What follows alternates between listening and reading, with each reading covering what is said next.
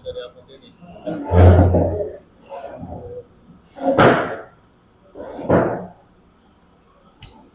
तो निकल रहे हैं बार बार। कपड़ा में लगा लो ना जी, इसका ना ठीक है जी। हाँ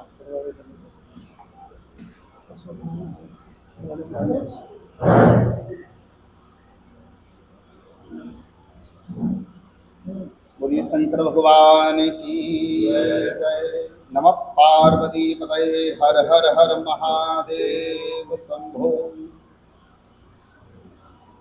कर्पूरगौरम करुणावतारम संसार सारम भुजगेन्द्रहारम सदा वसंतम हृदयारविंदे भवम भवानी सहितं नमामि। मंचासीन परम पूज्य देव सभा के मुख्य पुजारी पवनपाल जी, बहुत ही प्रिय श्रीमान पवन भुवानीवाला जी, श्रीमान नरेश बाकोड़िया जी, श्रीमान उमेश बंसल जी, श्रीमान सुशील भुवानीवाला जी, समस्त इलेक्ट्रॉनिक मीडिया, प्रिंट मीडिया, जिसके माध्यम से हम एक अहम सूचना समस्त नगरवासी एवं क्षेत्रवासियों के लिए देना चाहते हैं। पूर्व वर्ष में एक आयोजन का किया गया था धर्मनगरी भिवानी में। रोहतक गेट पर राजपूत धर्मशाला में 1.25 लाख पार्थिव शिवलिंग निर्माण, रुद्राभिषेक एवं शिव महापुराण। समस्त भक्तों की इच्छा, श्रावण मास पुनः आने वाला है और ये आयोजन पुनः हमारी धर्मनगरी भिवानी में हो। जब सभी भक्तों की इच्छा हुई तो हमारा मन हुआ कि अवश्य इस आयोजन को हमें दोहराना चाहिए और इसी हेतु आप सब के माध्यम से हम जन जन को एक सूचना देना चाहते हैं। संतों के परम पावन सानिध्य में समस्त धर्मनगरी भिवानी के एवं क्षेत्र के सहयोग से द्वितीय शिव महापुराण एवं 1.25 लाख पार्थिव शिवलिंग निर्माण, साथ ही साथ इससे पूर्व वर्ष में एक आयोजन विशेष रूप से रहा था रुद्राक्ष वितरण, वो रुद्राक्ष वितरण का भी आयोजन रहेगा। एक आयोजन हम इसमें और जोड़ना चाहते हैं और वो आयोजन रहेगा निःशुल्क काल सर्प दोष निवारण रुद्र महायज्ञ। चूंकि अक्सर देखा जाता है जन्म कुंडली हम दिखाने के लिए जाते हैं किसी विद्वत जन के पास में, आज हर एक दूसरे व्यक्ति की कुंडली में काल सर्प दोष निकल रहा है। उसके समाधान की अगर बात करें तो आचार्य बंधुओं के द्वारा, हम लोगों के द्वारा अगर उसका समाधान कराते हैं तो कम से कम भी खर्च हो तो वो 20-40 हज़ार रुपये खर्च होता है। उज्जैन जाकर के अगर वही पूजा कराई जाए तो 10-15-20 हज़ार वहाँ पर भी खर्च होते हैं, क्योंकि किराया भाड़ा, रहने की व्यवस्था, वहाँ की दक्षिणा, भोजन आदि व्यवस्था, वहाँ ये खर्च। बहुत से ऐसे लोग हैं जो नहीं खर्च कर पाते और ये एक ऐसा दोष है जिसकी वजह से बहुत सारी जीवन में समस्याएं आती हैं। तो ये सारी बातों को ध्यान में रखते हुए यहाँ पर हमने विचार किया, श्रीमान पवन जी यहाँ बैठे, उमेश जी हैं, श्रीमान नरेश जी, हमने विचार किया कि क्यों ना हम एक ऐसा आयोजन करें जिससे सर्व समाज को लाभ मिले। तो उसके लिए हमने इसमें निःशुल्क काल सर्वदोष निवारण रुद्र महायज्ञ को भी जोड़ा।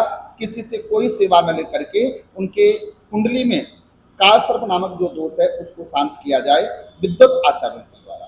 तो ये आयोजन पुनः 25 जुलाई से लेकर के 2 अगस्त, क्योंकि 2 अगस्त की महाशिवरात्रि है, पार्थिव शिवलिंग निर्माण, पार्थिव शिवलिंग भगवान शंकर के रूप का विशेष वहाँ ध्यान आता है। तो शिवरात्रि सबसे बड़ा पर्व भगवान शंकर के लिए है, तो उस शिवरात्रि पर ये कार्यक्रम विश्राम ले और उसी दिन रुद्राक्ष वितरण का यहाँ आयोजन रहेगा।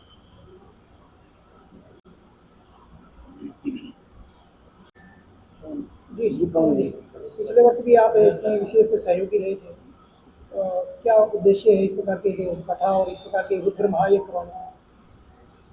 ये छोटी काशी भिवानी जो एक धर्म नगरी कहलाती है, जहाँ साधु संतों का विशेष आशीर्वाद रहता है और साधु संतों की कृपा से ही हर मनुष्य का कल्याण होता है।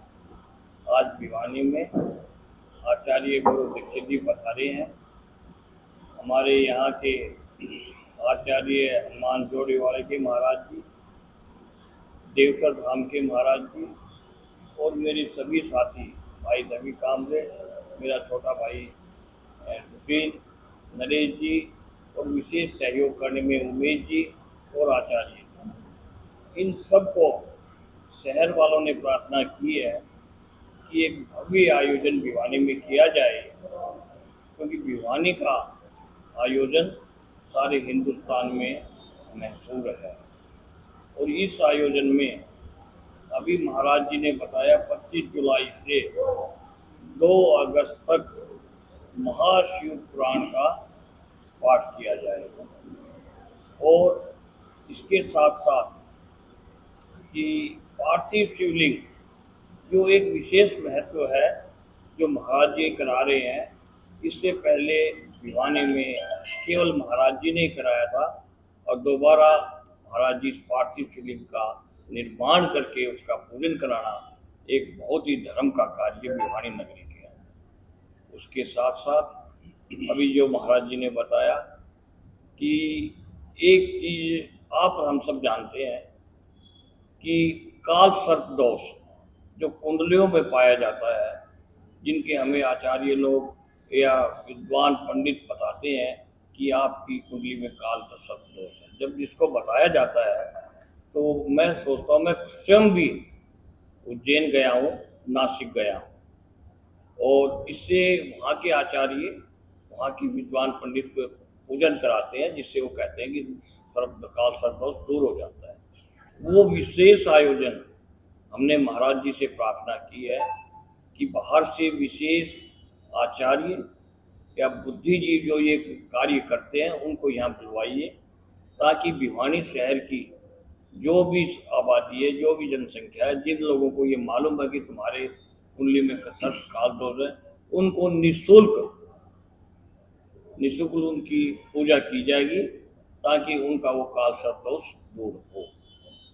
इसके साथ जो विशेष कार्यक्रम होगा उस कार्यक्रम में रुद्राक्ष वितरण का होगा। जिस 7 दिन तक हम रुद्राक्ष की भगवान शिव को बना के उसकी पूजा करते हैं, उसे पूजा किए हुए रुद्राक्ष को जितनी भी हमारी भिवानी की भक्त आएंगे सबको मुफ्त में वितरित किए जाएंगे। जैसे पूर्व वर्ष में आयोजन था तो तकरीबन 8 से 10 हज़ार के करीब व्यक्ति विश्राम वाले दिन थे वहाँ पर। तो इस बार हमारा विचार है कि ये संख्या बढ़े, ज़्यादा से ज़्यादा लोग लाभान्वित हों। पार्थिव शिवलिंग निर्माण हुआ करता था उस समय पर भी 300, 400, 500, 1000 के करीब व्यक्ति प्रातःकाल की वेला में कथा में अनगिनत भक्त हुआ करते थे। तो हमारा विचार है कि उससे भी कहीं ज़्यादा इस वर्ष लोग लाभान्वित हुए।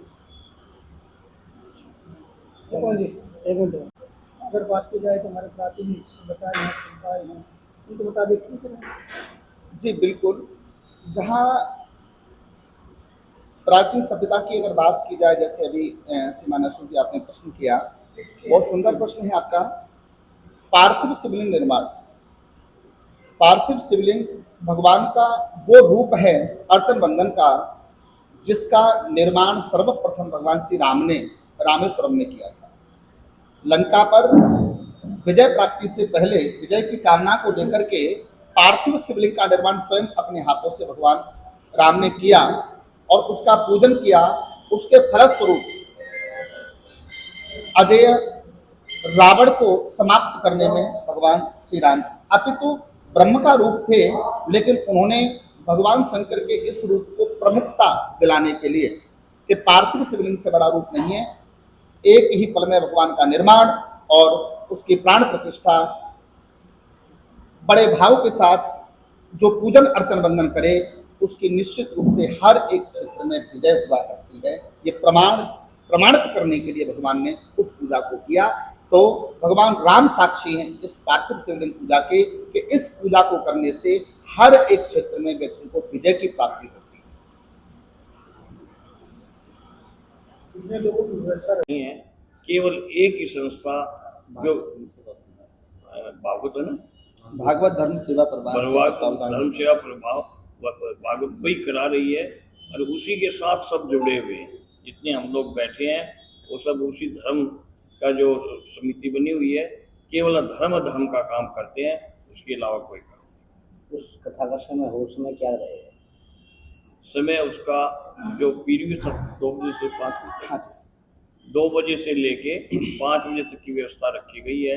ये समय एक ऐसा समय होता है जबकि बहनें अपने कार्य जो दिनचर्या के कार्य करके निर्वृत्त हो जाते हैं। 2 बजे भोजन का कार्य करके और 5 बजे तक शाम तक वो रह सकते हैं सभी व्यक्ति भी।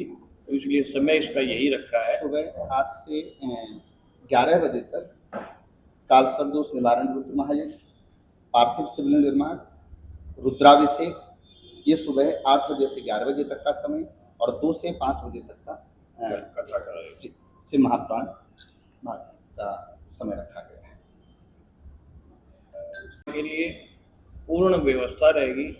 बैठने के लिए चेयर, टेबल या उसके सामने गद्दे, और उसके अलावा व्यवस्था में पानी का हर वक्त इंतजाम रहेगा।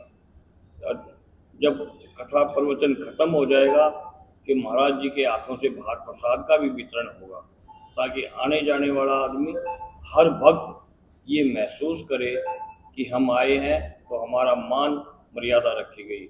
हर भक्त की, हर शहर के व्यक्ति की, हर कोई राजनेता है तो उसकी पूर्ण सम्मान के साथ उसको आसन दिया जाएगा और उसका भव्य स्वागत किया जाएगा। मैं महाराज जी से अनुरोध करता हूँ और मैं स्वयं भी कोशिश करूँगा कि और भी विद्वान, जैसे अभी हमारे साथ महाराज जी जोड़ी वाले बैठे हैं, इनके साथ साथ और भी बाहर से विद्वानों को हम लाएं, ताकि उनके विचारों से भिवानी की जनता अवगत हो, उनके भाव सुने और भिवानी का एक नाम जो है वो चल प्रचित आगे बढ़े कि भिवानी एक धर्म नगरी है। और धर्म नगरी आज से नहीं है, ये हजारों साल जब से भिवानी का आया है तब से भिवानी का नाम है। बचपन से हम सब लोग मंदिरों में जाते रहे हैं। आज मंदिर का केवल नहीं है, बचपन से राम राम का नाम यूज करते रहे, भगवान शंकर को याद करते रहे, भगवान श्री कृष्ण और राधा को याद करते रहे। तो वही धर्म नगरी में ये कार्यक्रम का आयोजन किया जा रहा है, जो कि राजपूत धर्मशाला में होगा। हजारों की संख्या में भक्तजन यहाँ पधारेंगे और मैं भिवानी के सभी भक्तजनों से हाथ जोड़ के प्रार्थना करता हूँ कि वे ज़्यादा से ज़्यादा संख्या में यहाँ आए और धर्म का लाभ उठाएं। इसमें आयोजन में विशेष रूप से कलश यात्रा के साथ इस आयोजन का प्रारंभ होगा। तो पूर्व वर्ष जो कलश यात्रा रखी गई थी, कलश यात्रा जोगीवाला मंदिर से प्रारंभ हुई थी और हम लोगों ने तो कम व्यवस्था की थी, लेकिन लोगों का भाव इतना बढ़ता गया तो 1250 से ज़्यादा कलश थे। तो इस बार भी वही व्यवस्था हम लोग कर रहे हैं, जोगीवाला मंदिर से प्रारंभ करके कलश यात्रा और राजपूत धर्मशाला तक लेकर के जाएंगे। पूर्व वर्ष में बहुत सारी व्यवस्थाएं थी, जैसे प्रारंभ हुआ तो मार्ग में जैसे वर्धमान ज्वेलर्स के संचालक के सीमा सचिन जैन जी विशेष सहयोगी हमारे कार्यक्रम के रहते हैं। इस बार स्वास्थ्य साथ नहीं दिया तो इसलिए आज यहाँ सम्मिलित नहीं हो पाए। तो वहाँ बीच मार्ग में जैसे जगह जगह वर्धमान ज्वेलर्स पर जलपान आदि की व्यवस्था कलश यात्रा वालों के लिए की गई थी। तो वो कलश यात्रा रखी जाएगी उसी विधि से, और उसके बाद में कथा का प्रारंभ रुद्राभिषेक के साथ।